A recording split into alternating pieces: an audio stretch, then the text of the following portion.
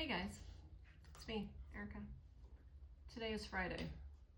I know it's Friday because I went to a celebration of life service today. Let's see, what day is it? It's the 10th. I do remember that. Today was a weird day.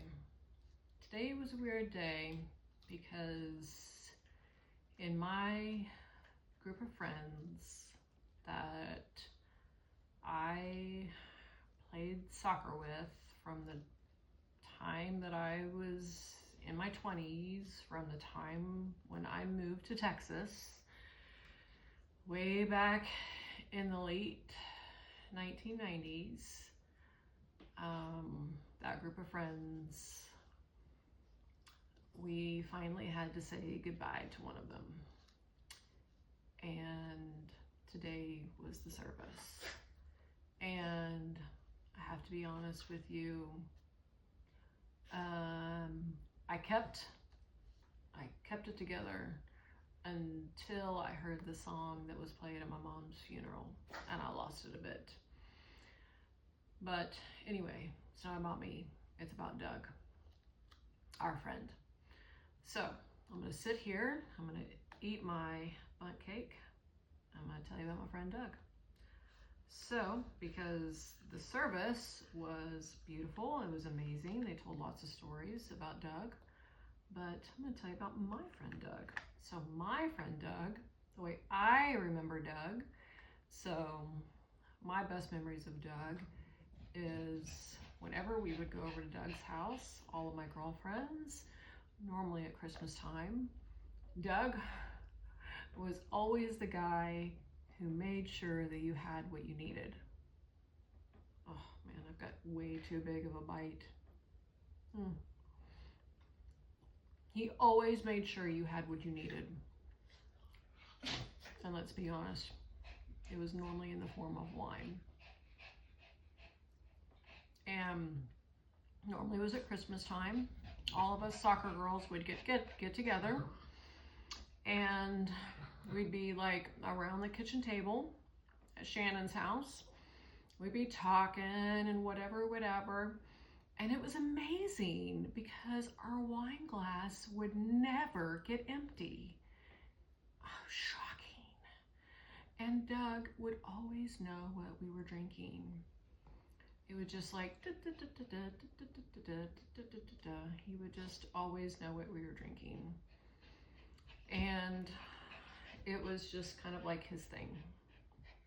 I would call him the hostess with the mostest, but that's not what he would call himself, but that was kind of like my thing for him. So he was just always the person to make sure that you had what you needed. And then at the very end of the night, this was like the funny thing that I kind of like learned. I had to like learn a little bit of self-control. At the very end of the night, he would offer you a water bottle. Like one water bottle was gonna like contradict all of the wine drinking that you had done over the course of the night. No, it wasn't, Doug. Thanks though. But yeah, so if you need, like you served your own food, but he was in it for the wine, like Cabernet, Merlot, Chardonnay, Sauvignon Blanc, whatever. Like he was filling your glass, whatever. Like he was the hostess with the mostest. And at the very end of the night, he made sure everybody had a water bottle to go home with. Just cracked me up. So that's like my best memory of Doug. My other favorite memory of Doug, I don't remember what year this was, but every year that we would get together for our Christmas party, our soccer Christmas party, we would always want to take a group picture.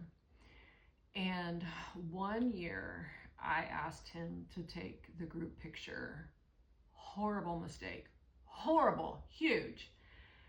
And okay, never ask a man to take a group picture, but this is before we knew better. Later, ladies.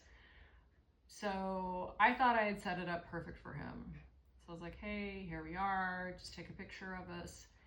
And I I can't express to you how horrible of a picture he took. Like, it was just like this big, huge smear of a picture that he took. And so I, kind of being kind of the analytical type A person I was, I went and I looked, at the picture, and I saw it was this big, huge smear, and I looked at him and I go, "You're fired. You're never taking our picture again."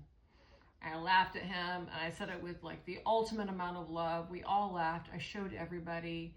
And for like the longest time, I kept that picture just because it was kind of almost like a love thing, that I wanted him to know that he was the worst picture taker in the history of the planet.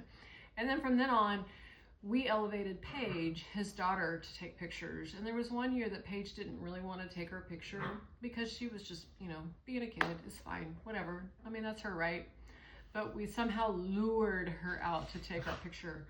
And thank you, Paige, for stepping in, because, your dad is just the worst, horrible picture taker ever. Anyway, that's my other favorite memory of Doug, is he is the worst, horrible group picture taker ever in the history that I've ever known. But anyway, hold on. So today we attended his service. It was beautiful. I only cried a little bit, which is pretty good. Then we went over to Shannon's and Doug's house afterwards. It was packed full of family and friends. It was great. Minimal tears shed as well. They had these great cups, which has the "You Good" on it, which was like his signature saying. It's in green because he loved the Masters, which is going on right now. The songs were amazing. I know what songs were being played. Shannon and I talked about it. We texted back and forth about it. Shannon and I have like similar musical tastes with respects to worship music.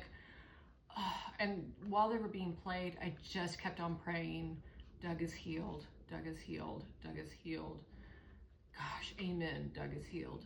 Doug is healed. Amen. Amen. I'm just so, so happy that Doug is healed. That doesn't mean that I'm not heartbroken for my friend and Paige and Hayden, because I am. And that doesn't mean that the road ahead of them isn't hard. But I am so thankful that my friend is healed and with Jesus. It was a hard day today. It really was.